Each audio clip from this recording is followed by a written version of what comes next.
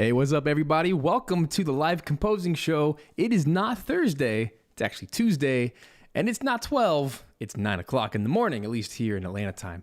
But today, this week is a pretty busy week with several projects, so I'm not going to waste any time today. I just wanted to invite you guys into a day in the life, which I always hope to do. I was just joking in the live chat. I tried typing some funny things and I just keep misspelling words. So I'm just going to give up on that. I'm going to let you guys do that. So how are you today here on this Tuesday morning? Hope you guys are doing awesome. So this week, as you guys know, I'm working on the Realm Weaver Tactics soundtrack. Phase 1 happened back in the fall of 2020. We got to record with the Budapest Strings. And previously, as part of that podcast/video game project, we originally got to record with the Budapest Choir as well. And so fast forward to today, we're now doing phase 2 of this project. It's a large soundtrack. It's a large game development process. So that's why we're doing it in multiple phases, and we're working with different people. And yeah, it's a lot of fun. So one of the composers for this game, besides myself, is a fantastic composer, Brandon Boone, who is famously known for the No Sleep podcast, and he writes a lot of really ambient, beautiful, I'm not sure. I would say his sound is much more horror-esque. It's much more even like Bloodborne-esque and Dark Souls-esque than me, and this soundtrack calls for a lot of that horror-type sound, and really my bread and butter for this soundtrack so far has been a lot more of the emotional, orchestral-type sound, the big main themes and that kind of thing. But now passing the torch to Brandon to tackle a new area in this game world. And because it's called Realm Weaver, the main character is actually the antagonist. It's actually, trying to destroy this world while our heroes are trying to bring it back together. So the world is divided into multiple factions and multiple little countries, and each has their own identity in their culture and their sound and their language and all these types of things. Like, just think of any good old RPG world or fantasy world, they typically have this. So with basically my main task as the lead composer for this soundtrack has been to work on the main area of the game, the world map and the main themes and these types of things. But I'm also working with other composers to bring different cultural sounds and identities to these different realms as well. So today we're looking at the Dark Lands, which is, I think it's on the southwest side of this continent. And so the Dark Lands is much darker. It's much more of like a horror ambient soundscape. It's not as melodic, so it's much more battle type music. And so Brandon is tackling several of these tracks as part of this phase 2, and we're going to get to record with the same choir and orchestra. I'm really excited about that. Just getting live musicians. It's so much fun. And we'll also have a live hammer dulcimer and live hurdy-gurdy. What else are we doing? As needed. It's one of those things like we record as needed, but we're probably going to be doing live solo violin, solo cello. That's what we've used so far, and I believe we're also going to grab some woodwinds and such as we kind of go into these new lands, so it's a lot of fun. So for today's purposes, I'm not going to be a composer today. I'm going to be an orchestrator. So this project is very large, and anytime you have a large project, it's important to surround yourself with talented people who can carry out their tasks and carry forward the vision. So I'm kind of the musical visionary. I think of a game such as beloved Final Fantasy X. That's probably the perfect example of a soundtrack that Nobuo Uematsu did not write. To my knowledge, I don't think he wrote any music for that game. Obviously, he legendary composer who wrote Final Fantasy 1 through 9, but for number 10, I just replayed the game, so it's fresh on my mind, but he's called the sound producer. So what that really means is every one of the composers and all the sound effects people, they just reported to him, and he was kind of like the visionary to make sure it all fit within the world and the universe and that kind of stuff. So that's very much my role today, is I'm helping to make sure all these different sounds from different people and different orchestrators and stuff all kind of falls underneath this one thread, this one through line. So I'm kind of a project manager in a sense. And I haven't orchestrated much for the soundtrack yet. I've done a lot of the composing side, but now it's really cool to be on the flip side where Brandon has written a really cool track called The Unborn, which is a freaky horror track, which is this like haunting battle track. I think it's about 4 minutes or so. And my job is to take all of these stems that he's written, as you can kind of see in my Cubase session right here. It's a bunch of colors right now. My job is to take all of these and to make some kind of sense out of it, and to turn it into playable sheet music, not today, but playable sheet music by the choir and the orchestra, and then the solo musicians as needed. So the way that Brandon writes is very different from me because I'm a classically trained musician. So I typically write individual parts, and that way it's a pretty easy export process from MIDI to sheet music because that's how I was taught. That's how I learned. I played piano, I played violin, and I learned how to write individual parts that then turn into the final. But Brandon is much more of a sonic composer. He uses his ear, and I think that has very different results, and that's actually the results we want. So what that means is he'll just find a patch that he likes and then start playing. He doesn't care if it's like 3 choirs combined. He doesn't care if it's the cellos and the basses combined. He doesn't care if it's whatever. It's like the whole string ensemble. He's just going to play, write it in. So my job as an orchestrator today is to take all of these ideas and to organize them. So I've already taken about 20 minutes to take all of the stems and like organize them into folders by group sections. But that's the fun of this. Is my job today is to take the information, produce it in a way that it's legible and makes sense, that they're idiomatic playable parts by each musician. And then step 2 will be to turn it into sheet music and get it ready for the live musicians. So with all that said, lots of fun. It's going to be a good session here today over the next hour plus as we knock this out. Like I said, I was going to do it anyway, but anytime I can bring you guys along for the ride, I try to, so long as I'm not crossing any NDAs or I'm not, I try to get permission where I can to make sure that I'm not divulging information. But yeah, let me read some of your chat things here. What's up, Spiral? We got Brandon, Oreo, Cameron. What's up, guys? And a bunch of others who aren't speaking out. So if you're here, if you're watching, say hey. Spiral says, I'm so looking forward to the release of this OST. Me too. It's going to be grandiose. It's already shaping up to be probably my favorite soundtrack. I don't know. I really liked Monster Sanctuary, and I really liked Beard Blade. Those are the 2 biggest projects I've done so far. This is so different, though, because those are like chiptune-y 16-bit stuff. This is all live orchestra, live choir, live musicians. My gosh, it's just so much fun. Brandon says, I'm going through one of your Udemy courses. When I'm ready, is there a website I can go to put myself out there to try to get a gig, even if it's an unpaid indie game?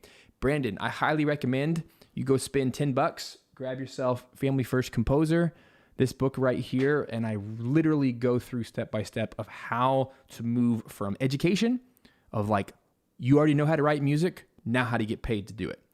And I answer 25 questions in there. But if you don't want to spend $10 and you'd much rather just get all the answers really fast, check out in the description below. You can go to stephenmalin.com/25 questions, the number 25 questions, and I literally take every chapter from the book and I summarize it in 1 sentence. That's it. With 25 bullet points, every chapter is the title of the chapter and then 1 sentence that summarizes the whole thing. That way it's just one takeaway nugget. And so it's the 25 questions every composer asks, and that is very much one of your questions that I knock out real quick. So, and then of course, if you want more information, buy the book and dive into each. Hope that's helpful. Oreo says, OMG, finally an orchestration video. I struggle a lot with orchestration since I didn't attend school. Yeah, Oreo, man, this is the conversation I'm having with Brandon right now. He's an incredibly talented composer. He's not a talented orchestrator. And I think it's important to know what our strengths and weaknesses are. I come from an orchestra background where I literally played in orchestras, and this is like the way that I think, it's the way that I write. So it makes sense that we would pair up together to do something like this. So I think Brandon has a powerful story, a powerful message that he is super talented at what he does. However, he is also humble enough and smart enough and wise enough to know that he needs to surround himself with people who have certain skill sets. In the same way that I often work with composers who have very different skill sets than me, mainly in the ambient space, because I'm not a super ambient composer. I love working with other composers who have different skill sets. So I just think that's huge. And hey, Brandon made it to the chat. What's up? Hope you like what I do. And if not, well, you can yell at me in the chat or whatever. We got 4-Foot Assassin. Kyle, what's up, man? He says, great to see you doing an orchestration video. I find it's often overlooked by so many. Oh my gosh, so true. Well, let's do it, guys. This is kind of scary because I don't typically talk about orchestration, but, you know, it's a fun topic. So let's dive in. Let's just listen. I don't want to play the whole track because it's kind of long, but let me just give you a general vibe of the track. This is called The Unborn. It's one of the antagonists. I'll put it there. I won't spoil the story.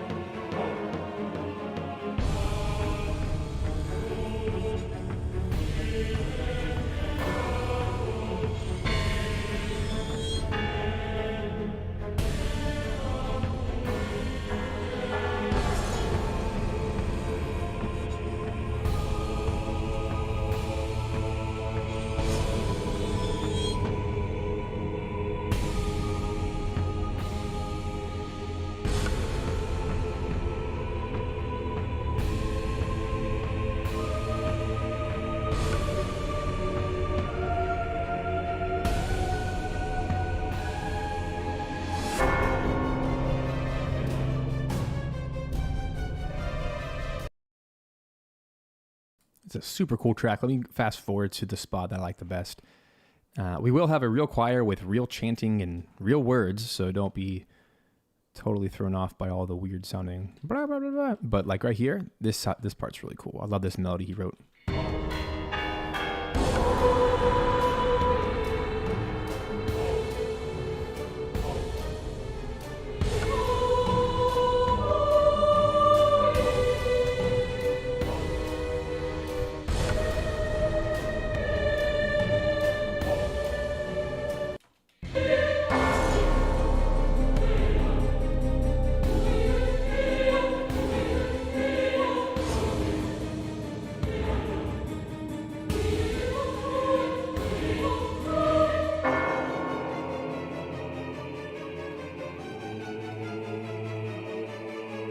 Cool. So there's a lot of fun stuff here. I think my favorite melody in this is the da da da da da da da da da. So the first thing that comes to mind when I hear this, it's clearly a sketch. It's clearly meant to just be an idea and it needs to be orchestrated. But what I hear a lot of, I'll say a huge pro and then a huge con that I want to make sure that we're addressing both. So the huge pro here is very strong melodies, very strong use of the octatonic scale, which is my favorite scale. No one knows what that is, but it's my favorite. That's why I recognize it. But it is the scale used by Bloodborne composer, used by Dark Souls composer, used by the Metroid series composers. And it is simply the chromatic scale, which is every note in a 12 tone, right? C to C, or I can show you here, right? It'd be C all the way up to C, so it's 12 notes. But the octatonic scale, what it does is it does half step, whole step, half step, whole step, half step, whole step. And there's two types. You can start with the whole step or you can start with the half step. And what it does is it creates these sharp fours and it creates these da da da da da, these modalities, like the chromatic scale is used on top of it. So what it does, it creates a lot of tritones, which are like the horror chords, and it creates a lot of diminished chords. So there's like the two chords that you'd want to use to kind of put fear into the melody. So I love it, and I love hearing that. So ya da da da da, octatonic scale, ya da da da da da. Love it. So right on point with the soundtrack. That is probably my favorite part of this whole thing. So the pro that I need to think about orchestration wise is I want to double that melody wherever I can. It's cool that the female vocals are doing it, but man, I want to get both choir. I want to get like full octaves, male and female doing that. Ya-da-da-da-da, ya-da-da-da-da, ya-da-da. Something that really stabs and like knocks us into it. So that also means I need to accent it with the strings. Ya-da-da-ba-da-ba-da-da-ba-da. Octaves. Super high violins, doubled. Probably double that with the violas or the cello. cello and bass need to be just like scrubbing all day long, dun, dun, dun, dun, dun, dun, dun, dun, or they need to be like holding out these long low notes. So that's a good way to just like, let's take the range and let's spread it out. So that's the first bit of orchestration that I want to do. The con, so if the pro is the strong melody, the con to me is that these are just singular ideas that need to be doubled. They need to stand out. Now, a lot of this stuff, like the little chuggy short notes in the strings, are really cool. However, when I was poking through these stems, I did notice quite a bit of overlapping, which is not playable without multiple passes. And this is a MIDI trap that most composers fall into. So Brandon is not alone in this. I've done it at times, but I think once you learn, there's just something that happens when you play in an orchestra. You realize, okay, there's 5 parts, right? Violin 1, violin 2, viola, cello, bass. So you're never going to write a MIDI cluster. Instead, like for example, the violas are not going to play 2 parts at once. You need to spread it among the cellos and the violas. Just like the bass and cello, they're usually double at an octave, but it doesn't mean that they need to have separate parts. So I hear a little bit in little moments like this. And this is where I wanted to point this out. And Brandon's being a good trooper here. He's like, let me know for good or worse. It's like right here, this is not playable.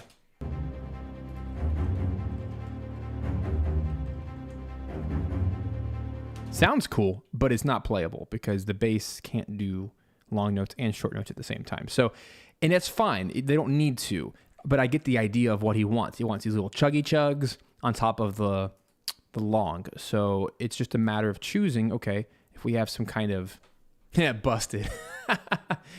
Brandon, I love it. So something like that, we just need to find 2 instruments that can do it instead. So if we want both ideas at the same time, but I'm actually going to fight to do the opposite. I think we have enough time and space here over the span of 4 minutes that you can see, like the first thing I did when I imported all these stems is I chopped off all the dead space. So all of those blank spaces, I chopped them off just so that we can visually see when are things happening, when are they not happening. So for example, if the celli are doing spiccato short notes, but they're not playing them here, for example, but we notice, so that's a blank space. But if we notice visually that he wants some kind of motion here, then we could move it to a different section. So that's the kind of stuff we're going to do here today. That is what orchestration means. It's taking a melody and harmonies and chords and distributing them among the orchestra or whoever your palette is. That way, you're giving emphasis where it matters most. So the first thing I feel the need to do is I want to add the elements that we need, and then step 2, we need to remove all the elements that become impossible to play, and that's really the removing process. So I want to add first, take away second. So let's do it. So the first thing I'm going to do is let's add a patch. I don't even want to look at the MIDI yet. I don't think that's the most important thing right now. So that's a thing. Cubase Pro 11. So there's some new features in here I'm not used to seeing. It's kind of weird. Pad Shop, there's like a bunch of new synths and stuff baked in. Kind of cool. All I want for now is to double that melody. Such an earworm. What a good one. That's really, really good. And every time I add something, I want to make sure I'm adding an individual part and no more doubles. So I'm going to just call it first violin legato because we don't have any of that in here yet. You guys already know that I typically choose... Ugh, my mouse is backwards. It's driving me crazy. Cubase, by default, has a backwards inverted mouse. And you have to screw around with the settings to like disable it, which I have not done because I've only done a couple projects in here so far and it didn't bother me then. Anyway, Adagietto is my favorite string library. Let me grab violins. Violin 1, here we go. Here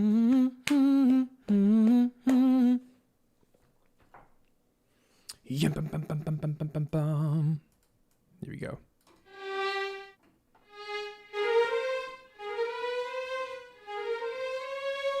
Let me actually find the real notes. I want to find that one section needs it the most.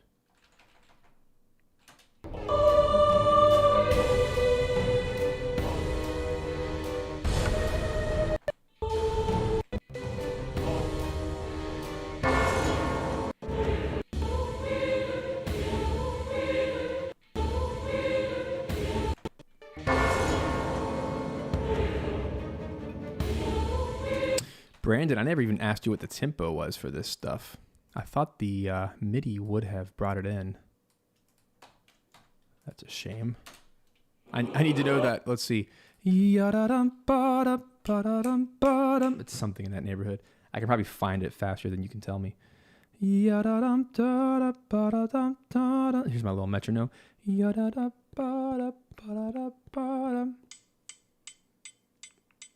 I think you're doing it in 4/4, so like so cut that in half, so it's probably like 80 something.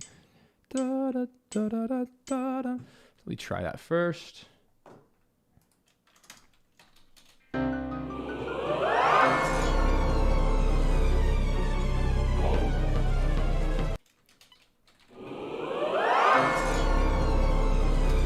And I forgot to, you have that choir shout rise thingy that starts at the beginning that I need to accommodate for. So I'm going to make sure that all of my audio starts on bar 2. So all I'm doing is the little legwork here of moving stuff over. So you can see how like that church bell, it needs to land on the bar. That's all that is. So I'm turning my metronome on to make sure this all works.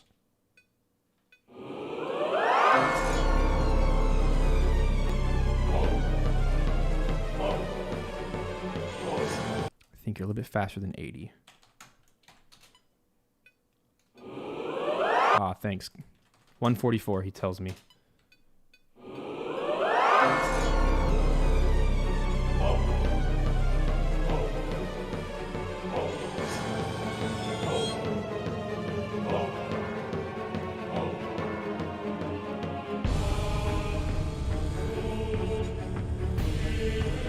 Man, that horror harp sounds so good in this.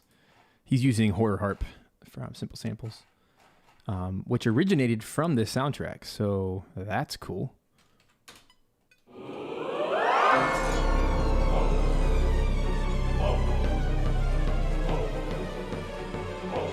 I kind of like those offbeat. Dun dun dun dun oh dun dun dun dun oh. Was that intentional? I don't know.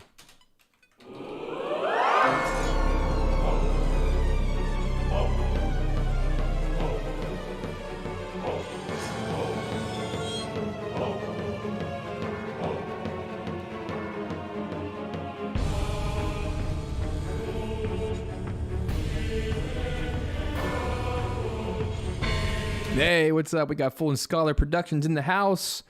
They are the producers / developers. Say what's up, everybody.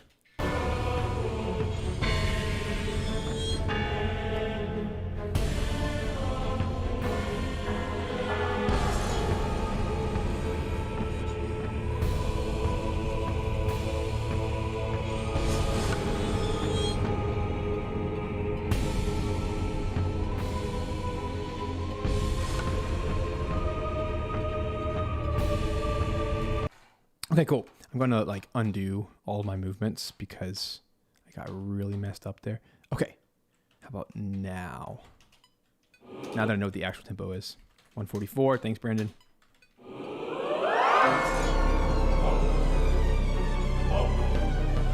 There it is.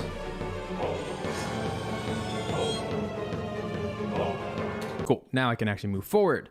So I'm going to grab the strings that I got out. I want to leave all the audio there. I'd rather double things and then remove things later than try to like screw with MIDI right now. Otherwise, it'll just get too complicated.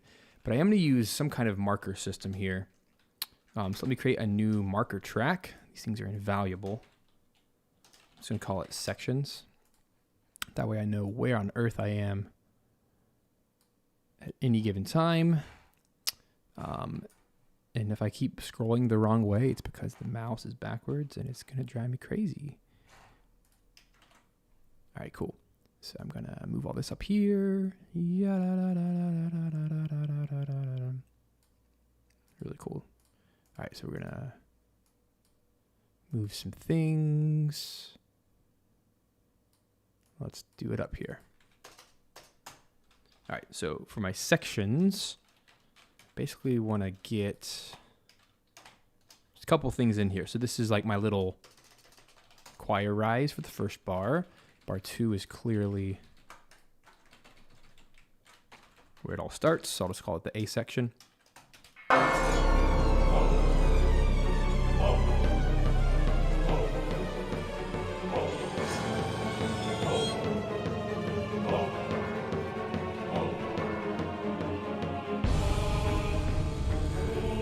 It's all very much an A section.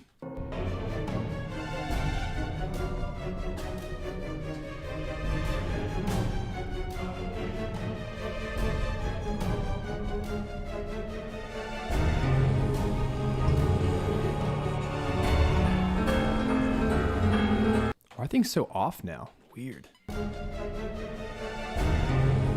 don't think the audio stretched, do you?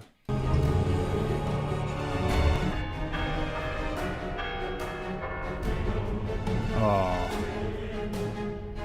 That's what happened.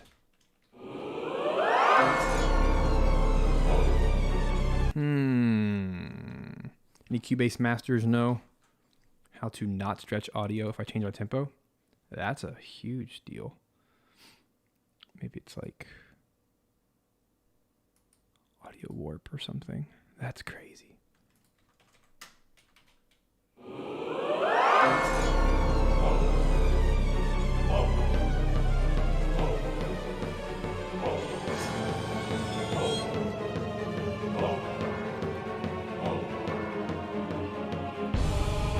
All seems fine there.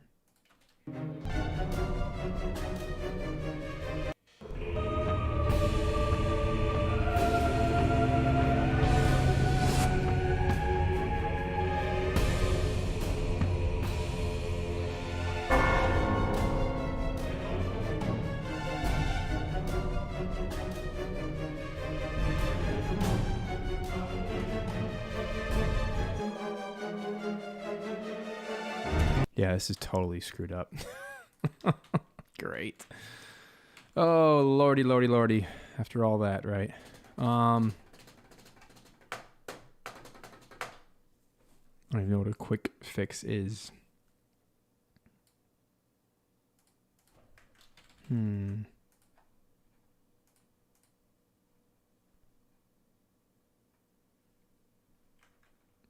Yeah, the audio has... It's like it's shifting. Who said that? Devin says, is it Control P? That's this thing. Oh, interesting. Look how they're all like, ugh.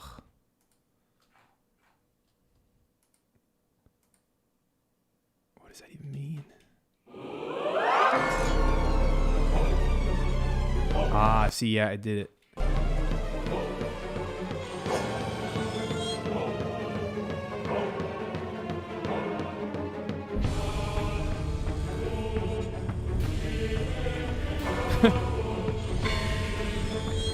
So yeah, it's elastic audio. That's what happened. I wonder if I can turn that off. That's so crazy. I don't want it to do that. That's a cool feature. Wow. Thanks for the tip there, Devin. Weird, huh? Let me try it again. Because it like...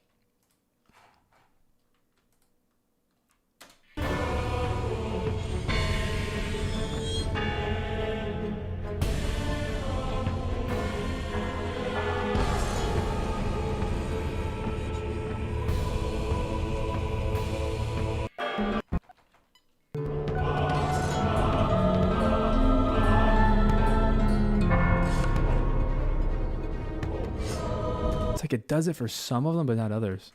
That is so bizarre. Come on, Cubase. One job, guys. One job. Huh. I really don't want to get stuck on that dumb thing.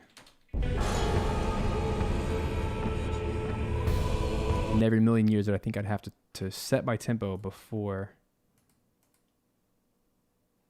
You know, when your DAW is trying to be smarter than you.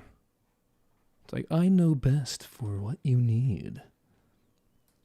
So here's honestly the only way I know how to move forward is to take the stems again, screw the whole space thing. I mean, you can kind of see them right here. It's that's annoying in so many ways. So here we go. We're just going to have to roll with it, guys.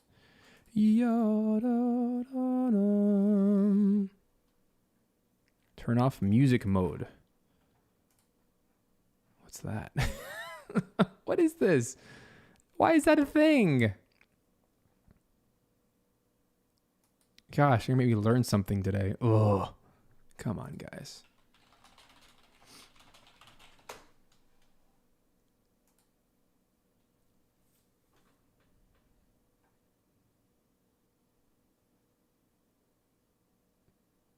That's crazy. Okay, I'm reading an FAQ. If you want to set the track to linear mode, preferences, editing. Good Lord. Editing, default track type. Is that a thing? Mm-hmm. Aha. Linear. That's crazy. Why was it the default? Why is it trying to be smarter than me? That's dumb.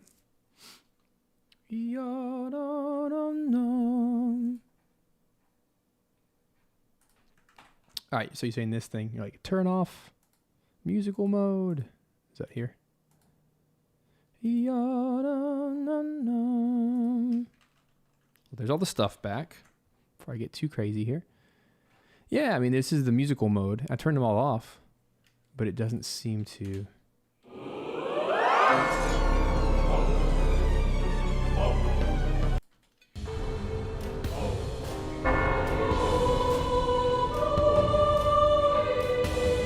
Here, it's all off now. If I were to go to 120, which is how I imported them.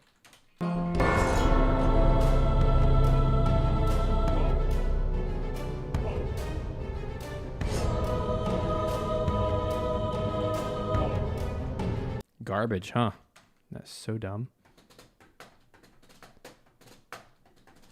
So yeah, my brain doesn't even know what to do. This is a new problem without just re-importing them.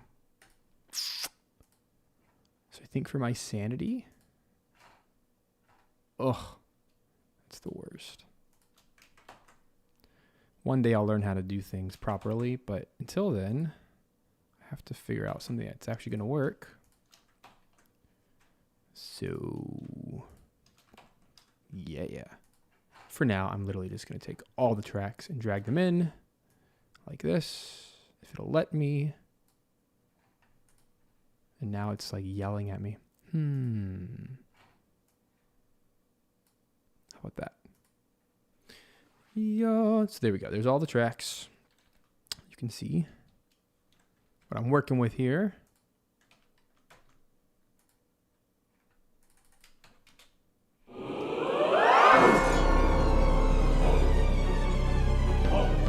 Did I really just do that again?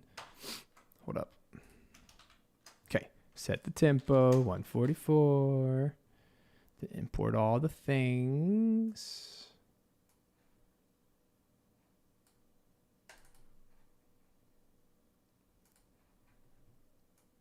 Man. Aren't you glad that you're not the only one who fails? Just kidding. We all fail. We all suck sometimes. That's how we learn. Tell my kids that all the time. They beat themselves up when they make a mistake, but I'm like, come on. We all make mistakes. There we go. Weird.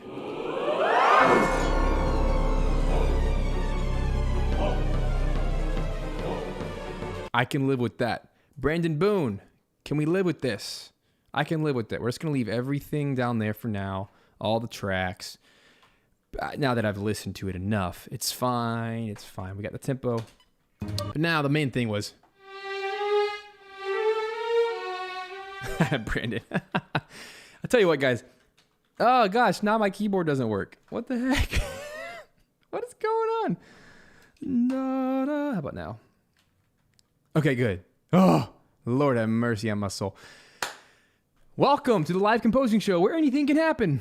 The music industry. There's so much tech involved that you're just always flying by the seat of your pants. This is a daily occurrence for me where something doesn't work as intended. You become basically an IT professional, right? By the time this is all over. But all I'm doing right now is I'm opening up 2 legato violins. And I want to do something that's going to help the entire mixing process here. I want to create, it's called an aux track, but within Cubase it's called an effect track. It's this guy right here. We're going to do reverb. I'm just going to call it orc reverb. And what I'm going to do is set this sucker to 100% of a hall. I like hall 2. And then what we do is nothing is being sent to it yet. What we can do is go to our different sections. And for now, I'm just going to be lazy and make everything send to it. Just because I think what I'm going to do is we have 4 sections, right? So I'm going to create a few group tracks. So I'm actually going to create 3 group tracks. And they're going to be these guys right here. It's a pretty simple mixing routing that really helps cut down on resources too. So it makes this really fast. So what we're going to do is call this choir. This one's going to be strings. This one's going to be percussion. And the whole idea is you go to your sends and you just send that bus to some of the reverb. So all 3 of these are going to have reverb on them. Let's turn it on just like that. And we can send different amounts. Now, a choir naturally is at the back of a hall, so you need a lot more reverb. These strings are way closer, so they need less. And percussion is somewhere in the middle. They're also in the back. They don't need a ton. So something like that. We can play around with it later. But then what we have to do is, this is why I wanted to sort everything earlier, but it didn't work out too hot. The goal over here is to take our tracks. It's not a huge deal, but I do want to at least organize these to some extent. So just give me a second here. I'm going to grab anything that resembles strings, throw them into the strings folder, and the colors change too, which is nice. I'm going to take all the choirs. This is what I tried to do in advance, but you know, the whole tempo thing, I will learn how to work Cubase later. That was dumb. Dulcimer is kind of its own thing, because that's a solo. We've got more choirs. Da-da-ba-ba-da-bum. Gong is percussion. Horror harp, all these guys, I'm just going to consider those to be percussion as well. They are all effects of some sort. All right, we got hurdy-gurdy. That's its own thing as well. That'll be a live soloist later. These are all just percussion. You see how fast this really is not that terrible. Cool. So now everything is in its own little folder, its own little spot, right? So now the fun is taking everything that is within the percussion folder. Let's pop over to my other screen here. I'm going to hit the Q-Link button, which is just a grouping button like in Pro Tools. And then all we have to do is go to any one of these. We're going to make the routing to where the output is now that specific, group, right? So now that's the percussion group. And let's actually call it what it is. We're going to call this choir aux. Aux just stands for auxiliary. It's another word for group. But yeah, there we go. So now all of those dudes. So all of these guys now are sent to the percussion aux. Same thing over here. Go to the choir. Select all those real quick.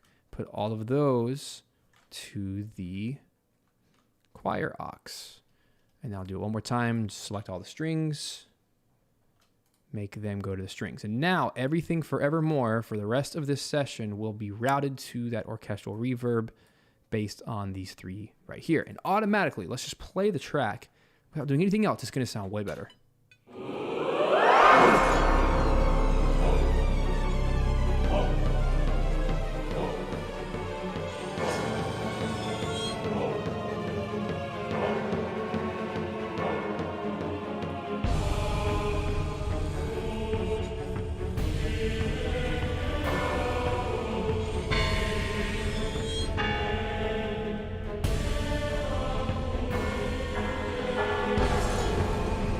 Sounds good to me. And then every time I create a new track, like this one up here, the violin legato, I'm going to make sure that the output, which again is this thing way down here, I want to make sure that the output is set to the string aux. Now, every time I make a string instrument, it will fall in that category. And now it will automatically have the same reverb settings as everything else. If I ever want to change the reverb, I can change one plugin. It affects the entire thing, including the sends. That's how we can use sends very effectively.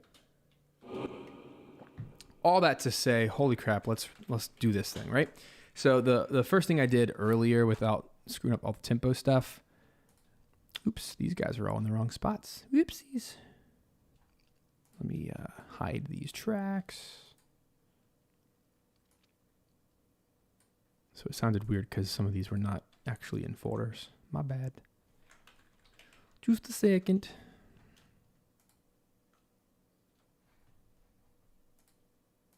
All right, so those are choir, percussion. I'll call those percussion. And then these last three are strings. So let's put those in their correct folders real quick before I lose my mind completely. There we go. Sorry for the delay. This is real life, guys. This is how live works. Things are not always perfect, you know? What I was doing earlier is I noticed he has this really cool choir rise, which is actually from our real recording session, which is awesome. I like having that as like the focal point. Let's turn it down a little bit. But I don't like there being any choir shouts on the first beat. I think it's a cool thing to have on beat 2 over here later, but I actually just want to delete that, or we could mute it. But that way, that's another idiomatic thing. So the choir goes, ah, hoo, hoo. But they can't go, ah, hoo, hoo. It like all the reverb from the rise won't exist. So here we go.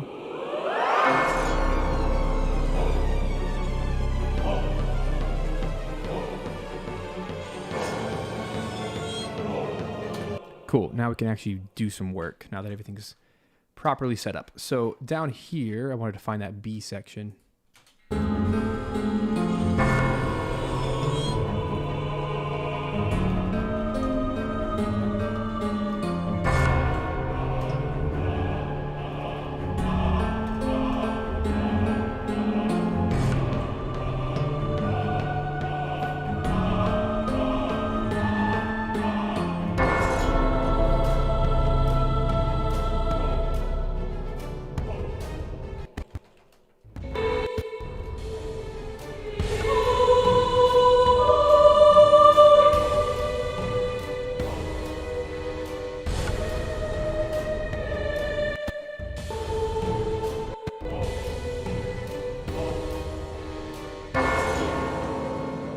Turn on that chimes, church bell.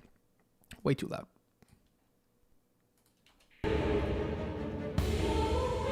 There it is. Found the thing. All right, so here at bar 90, this is our, finally, we got here. What is happening? There we go. I'll just call this C section. I'm sure there's a B section back there somewhere. Where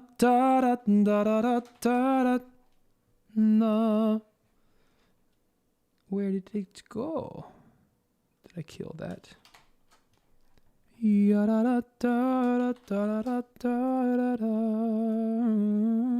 Oh, there it is. Cool. All right, way here at the top, we have...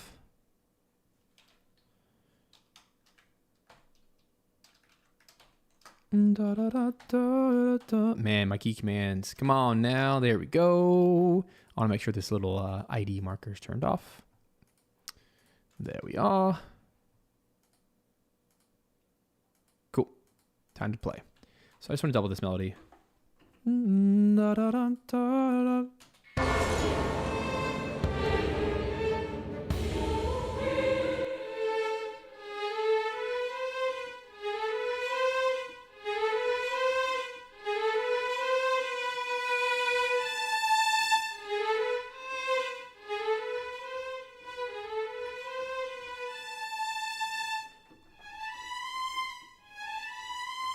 There it is.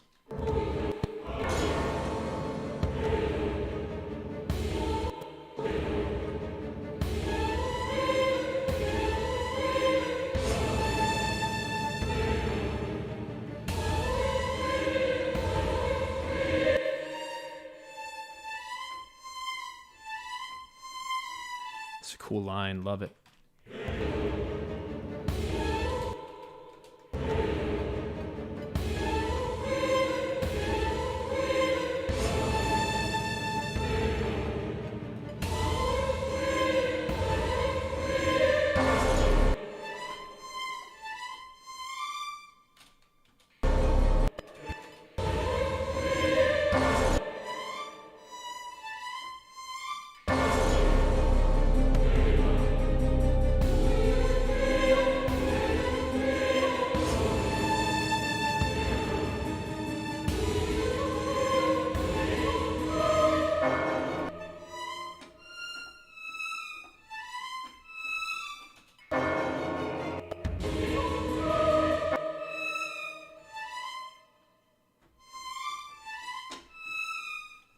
What a cool line.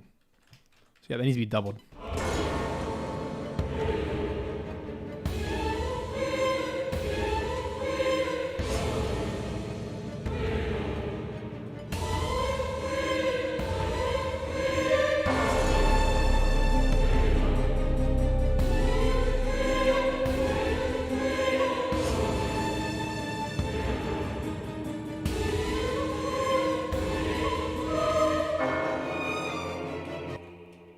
Love it.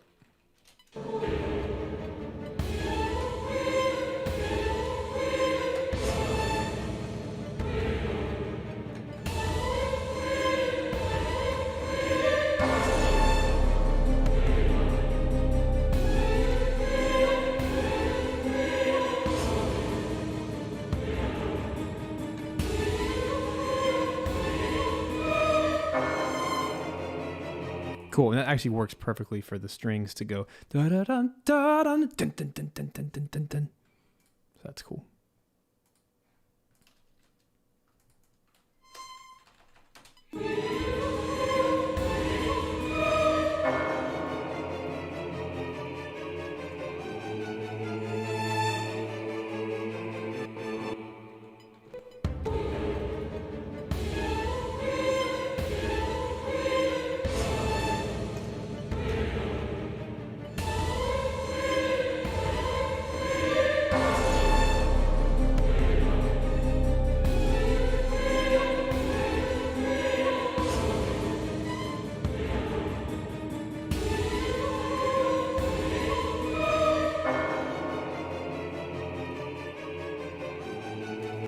Cool. For simplicity, I am just going to copy and paste the second violin, and we're going to go down an octave.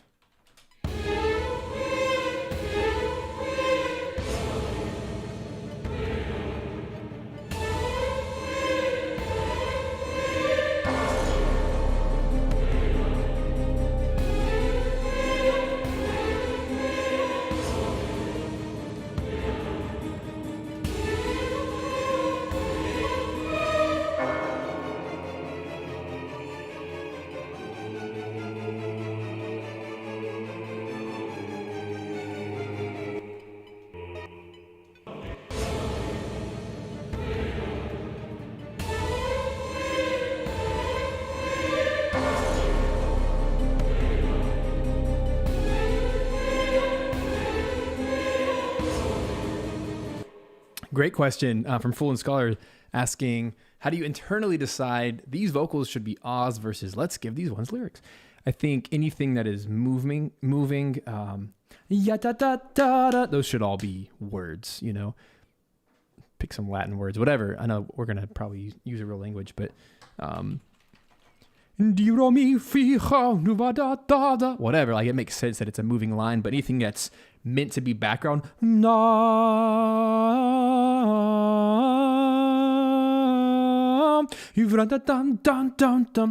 I think anything that's more background material moving, there's clearly a melody on front of it or on top of it. I think those are the times to stick with the ahs and the oohs, all that.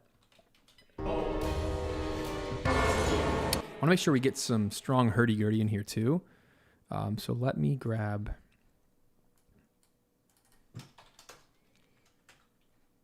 the Enzo real quick. You guys have seen that. You've probably used it before from our Simple Samples library. What's this right here? Let me just grab full. Oh, come on. Oh, it's still in Contact 6. Blech. Haven't reprogrammed that yet. For Contact 5, my bad. Have to find it real quick. Yeah, I've moved all my samples recently and have to like remember where I put them. Here we go. Got it. Holy loud.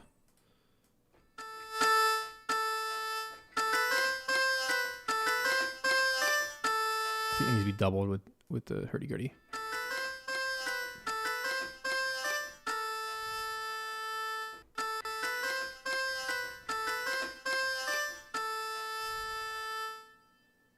Here's what I'm going to do over here in this bus. I don't want to create a new reverb, but I want to do a send to the reverb and choose my own amount.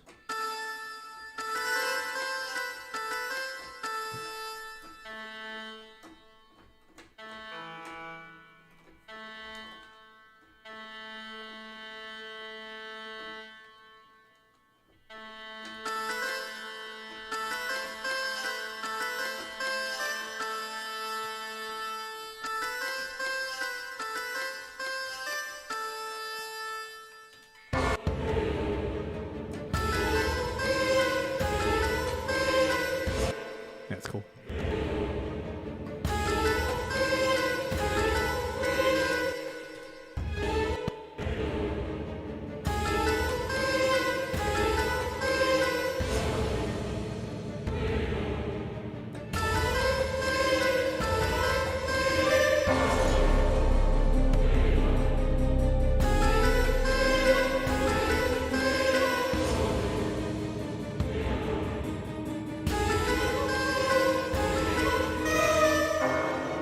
Yeah, it's a cool use of that. I like that a lot. It doubles extremely well.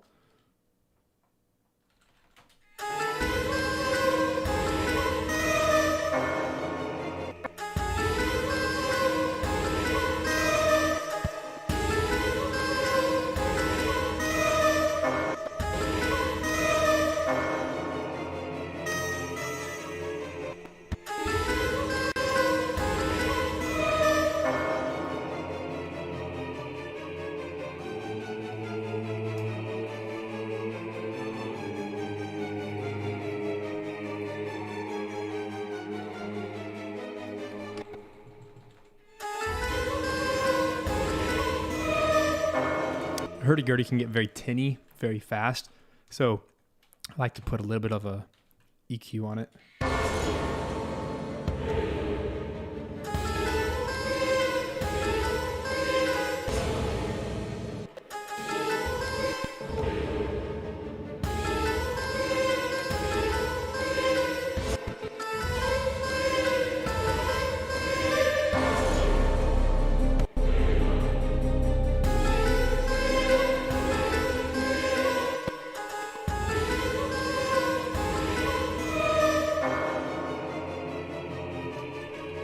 Let's take a second here, and I want to take these female vocals, which are very prominent. I want to make sure that they're synced up, so I'm going to do negative 50 milliseconds playtime.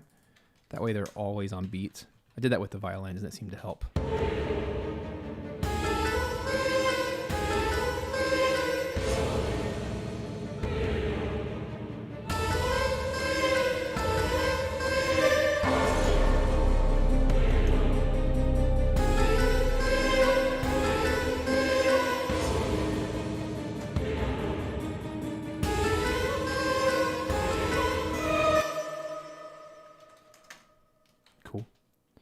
Lots more we can do with this.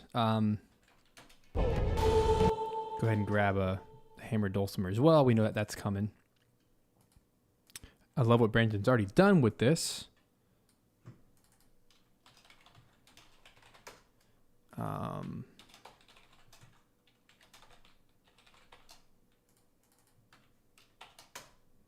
to make sure that these are labeled somehow. Probably like green or something.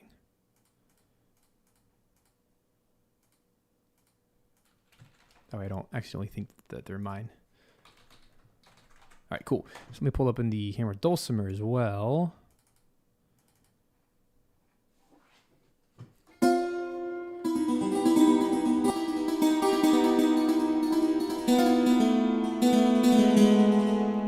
Okay, and do the same thing where I'm going to send to the orchestral reverb. That way it's all in the same space.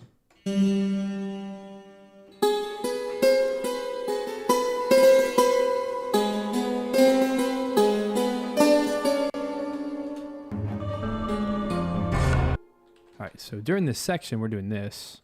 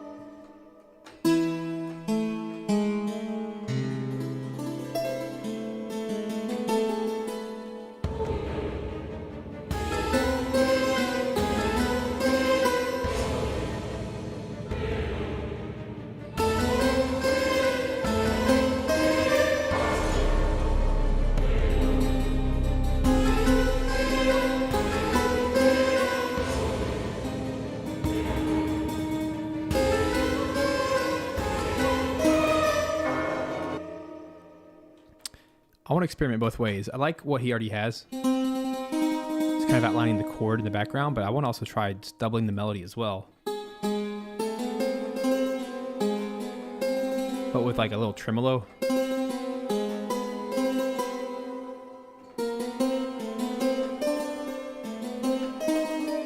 Like that.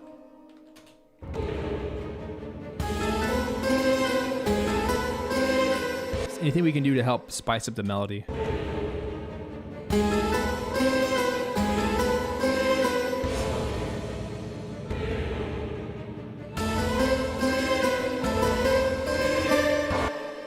Arr.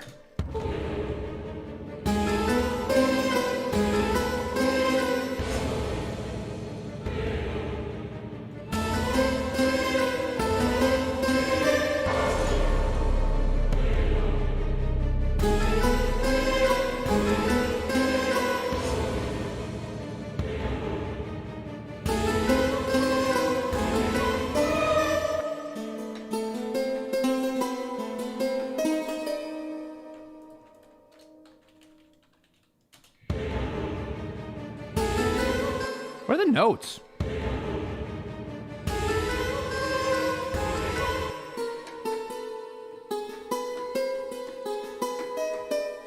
Right?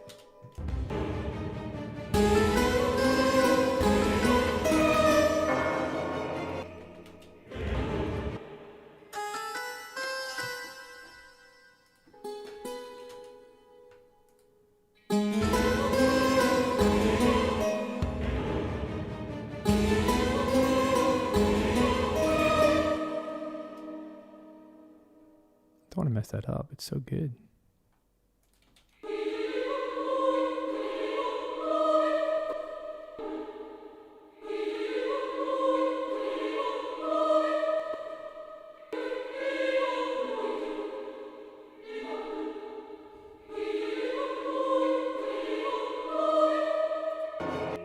I love the harmony too.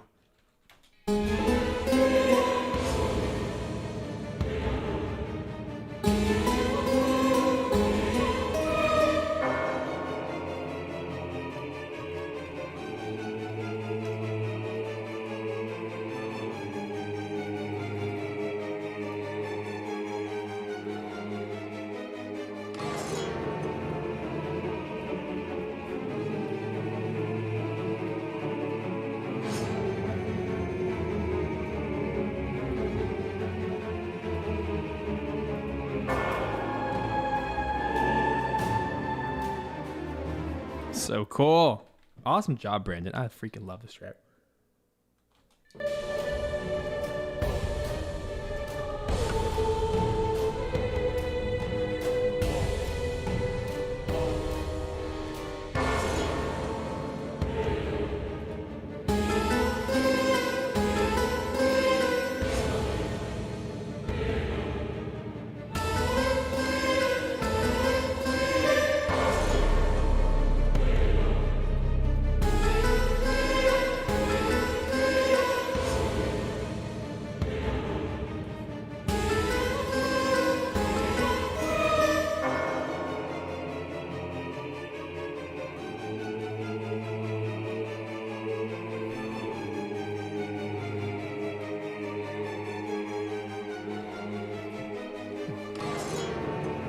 All right, a couple things I'm hearing I don't love. The horror harp stuff.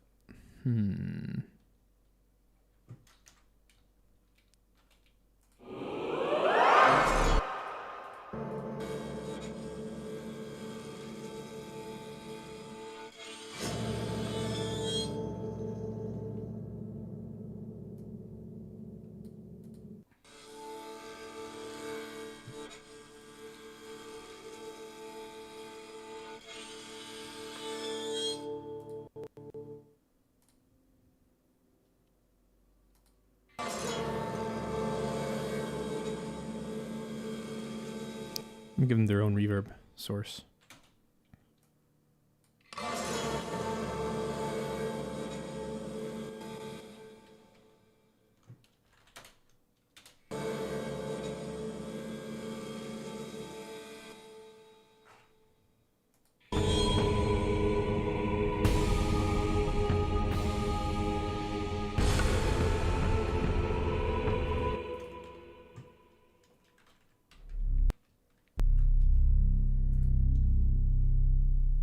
That's cool.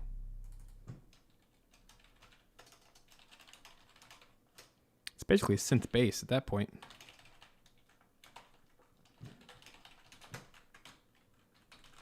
Sounds like we have it a few times. I like that a lot.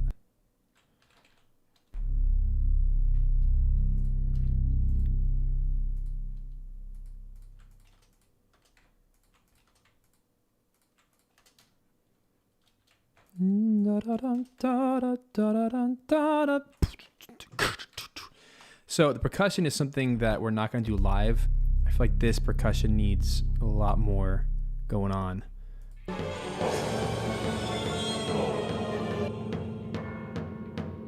let's play, shall we?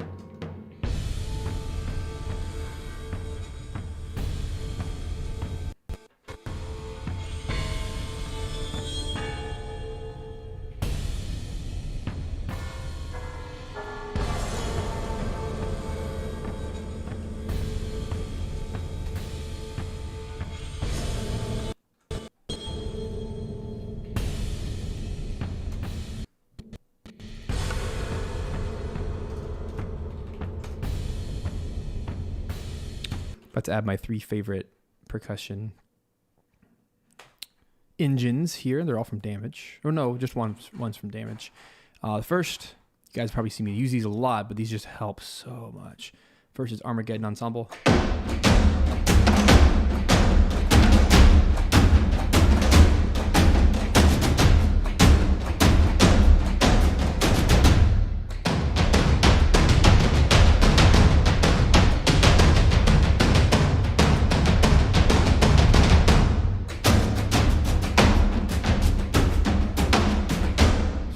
good for getting some different timbres in there. Second is End of Days. This is by Albion 2, which is Spitfire. Look, I already have it loaded. I use it so much. This one is the big fat.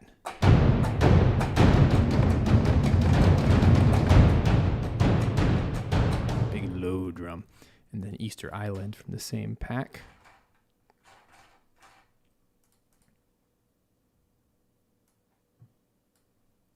It's from the Darwin Percussion Ensemble.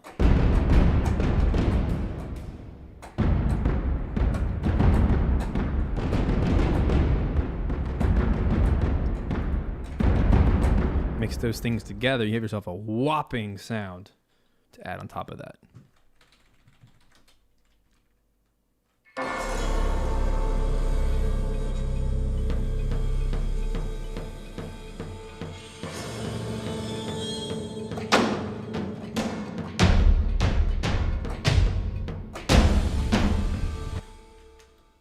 All right, let's unsolo all that.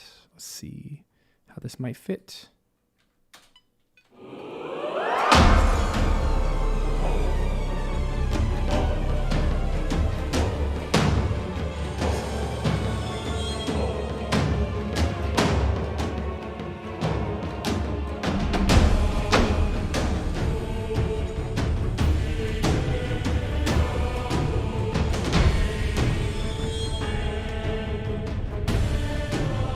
So I want to use the higher, like,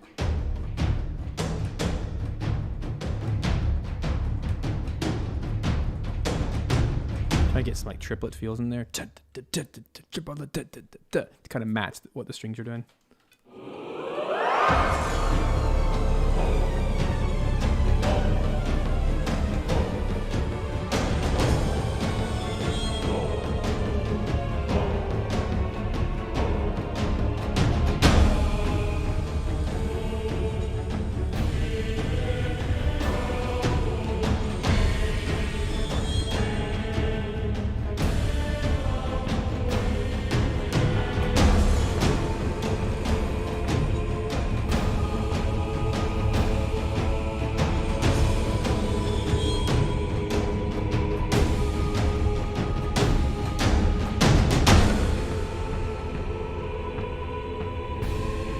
Something in that vein. Can't be epic all the time, but there has to be some kind of like, come on, let's go. Check it, check it, check it, check it, check it.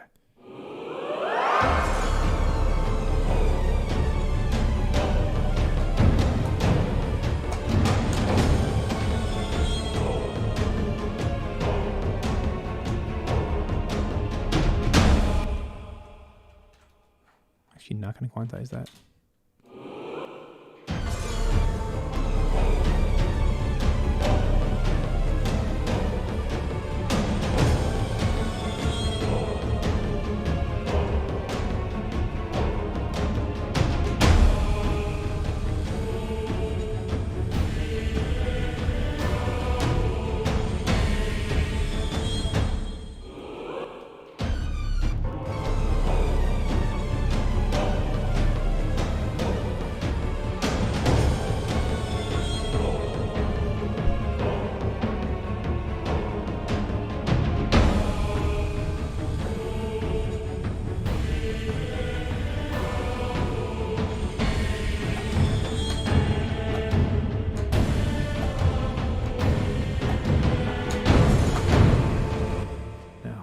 Days. I'm also going to put an EQ on that one where it's mostly lows.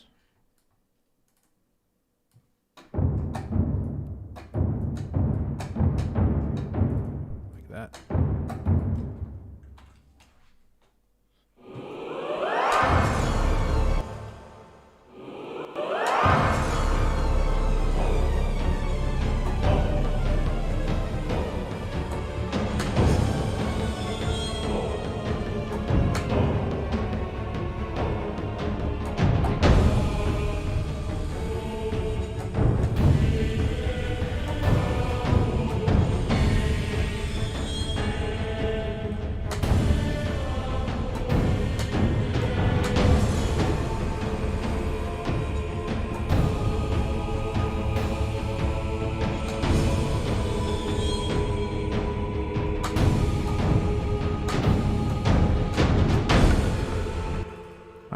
honest, but let's see.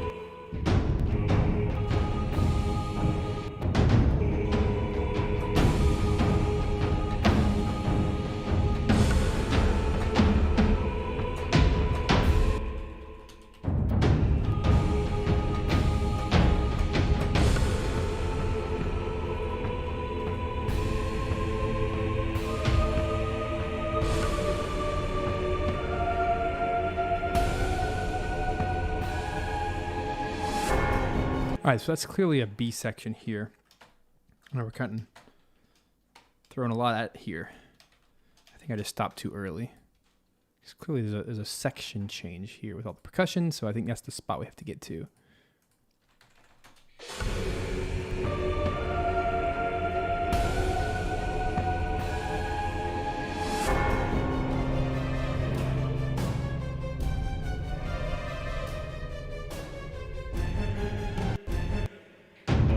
Here, I'm just going to copy some of this out. So, 1, 2, 3, 4. 1, 2, 3, 4. Here's a good spot to siphon off. So we got 1, 2, 3, 4, 5, 6, 7, 8, 9. So just need 8 bars here.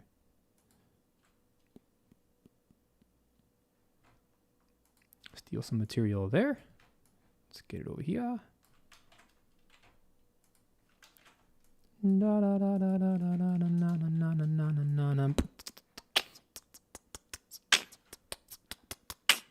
right, cool.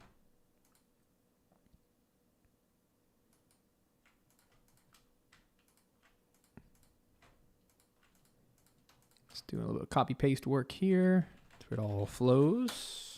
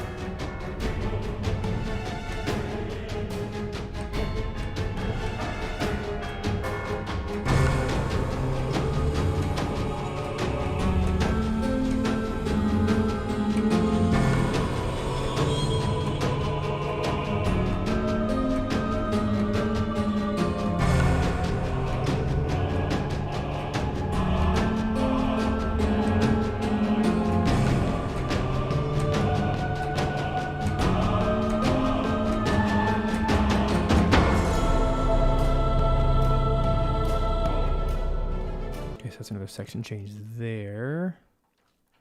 We need to account for. That's the real C. This will be D.